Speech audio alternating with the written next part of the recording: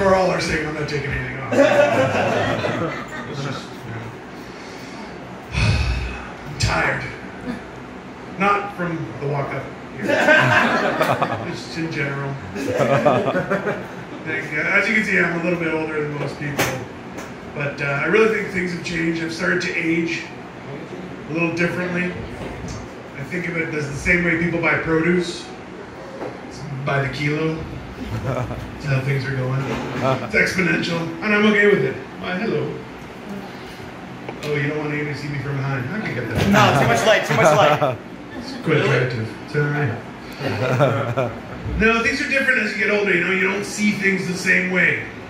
Growing up, if you saw a guy with tattoos on his face, that was a hard guy. You're like, stay away from that guy. Gonna fucking cut you. Like, something's gonna go wrong, right? Not so much anymore. Things are a little bit different. Now I see someone with a face tattoo and I wonder one of three things. They might tell me about CrossFit. That's a possibility. They might tell me about an album they're working on. That's a possibility. Or, you know, they might tell me that they're like a level 15 vegan and they learned how to float. I don't know. It's just very confusing. It's not the same to what we grew up on, you know? There are little things that are always changing. Even things as simple as, you know, it's a letter, not a word. Fuck off. I don't get it, you know? Thanks has no X. I don't know what you're saying. Just learn. You're not paying by the letter. It doesn't. I don't understand why we're doing these kind of things. You know, it just doesn't make sense. You know, it's different as you get older. There are other things. I grew up in the suburbs. In the suburbs, it was a whole event. You turned 16, you went and got your license. You had to learn to drive. Because in the suburbs, if you're on a car, you're staying at home. You're a fucking loser. That's how it is, right? So I drive. But it's the summertime, and I come downtown. So it's cyclist season.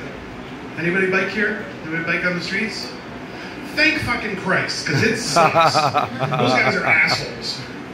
And, you know, I liken it to, you know, when I was growing up, you'd see those guys who would wear camouflage. They think you didn't see them, but we all saw them.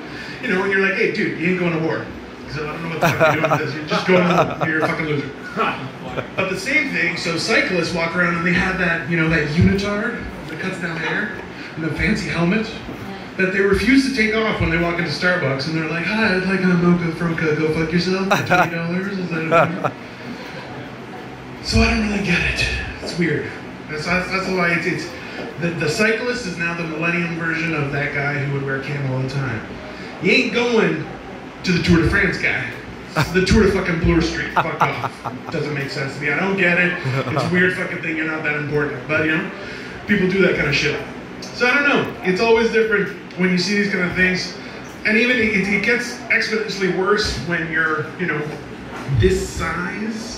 You know, I go by Daniel the Jedi Marvel for a very specific reason, because I outweigh, let's see, yeah, probably about any 3 people combined in this place. But I also outlive Jesus, so I'm like, hey, you know, that's a pretty big fucking win for me. You know, I'm working on borrowed time, and I'm okay with that. But you know, after all is said and done, those are the things that happen. And then you find that some things just, they strike you as odd. Things you wouldn't laugh at before, you start to laugh at. A little while ago, I read this. This isn't my joke. It's something I read a while ago, and it baffled me. And I was like, "This is the greatest thing I've ever read." So I'm going to tell you the story, and hopefully you guys will feel the same way. So it was a guy when he was younger. He was an adventurer. He would go all over the world. And one time he was on safari. Very exciting. And in his travels, he stumbled upon an injured elephant. It was a younger elephant, but it was injured. It had its one foot was tied in a snare. And his guide was like, no, it'll kill you. And he's like, no, it needs our help. We gotta try. So you know, eventually he went over, and finally it allowed him to come close. He helps it with the tether. It was very thankful, you know, kind of nuzzled him up, and it was a very prideful moment for him in his adventures. So, you know, life went on. He got married, had kids, moved in, just, you know, all that kind of stuff, and takes his kids to the zoo. And while he's there, he's walking by the elephant enclosure, and there's one elephant just looking at him. Won't take its eyes off him. That's kind of weird. So he kind of hides behind stuff, comes out, still looking, doing other things, still looking at him. Then he kind of gets up close to the barrier, and he lifts that same front leg. He's like, oh my God, it's the same elephant. he remembers me. We have a connection. It's very exciting. His wife is like, dude, you're fucking crazy. Don't do anything crazy. And he's like, no. It knows me. It remembers me from all my travels. This is that moment.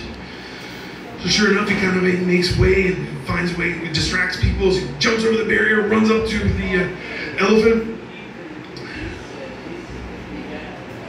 Yeah, he died that day. It wasn't the same elephant.